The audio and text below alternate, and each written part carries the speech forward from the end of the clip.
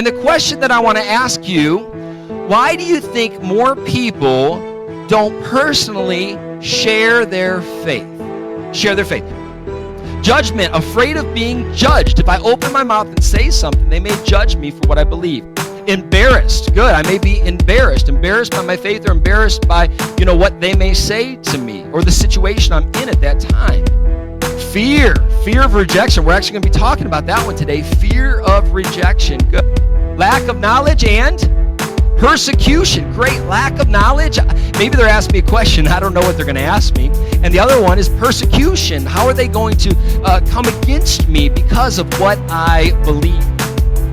Jesus says, therefore, go and make disciples of all nations, baptizing in them in the name of the Father and of the Son and of the Holy Spirit.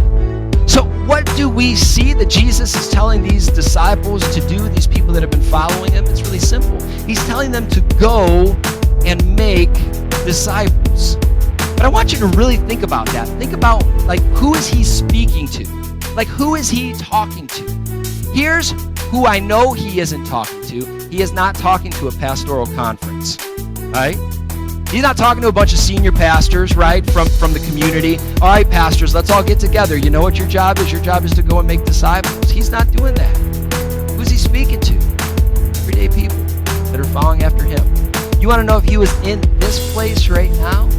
He'd be looking at you. That's who you are. He'd look at you and he would say these exact same words. He'd look at you and say, go. See, sometimes in church we believe that our responsibility is to bring someone to a service on Sundays. That's not right. See, we're rethinking church through the eyes of Jesus. Jesus never said your responsibility is to bring someone to go hear Pastor Greg talk about me. That's not what he said your responsibility was. He said your responsibility as a believer is to go. And not only to go, but your responsibility as a believer is to make. Now, both of these words, both go and make, are both verbs. They're both actions. They're both things that we do. They're not adjectives. They don't describe it, right? This is what we do. We're called to be a people that are going and making. We are called to go and make disciples. Now, that word make, though, that's difficult. How do you make a disciple? Well, if we looked at the interpretation, it probably would be better interpreted this word right here. Teach. Teach. So we're called to go and teach people what it looks like to follow after Jesus.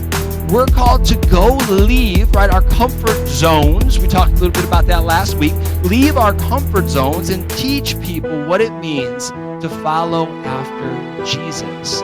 We are called to be the church of action. The church. Because remember, you're the church. This is the building, right? It's not a church until you walk through the door. Once you walk through the door, the church has arrived. You're the church. And if you're the church, you are called to be a people of action. This building can't disciple anybody, but you can. See, this building is not the church. You are the church, and you are called to go and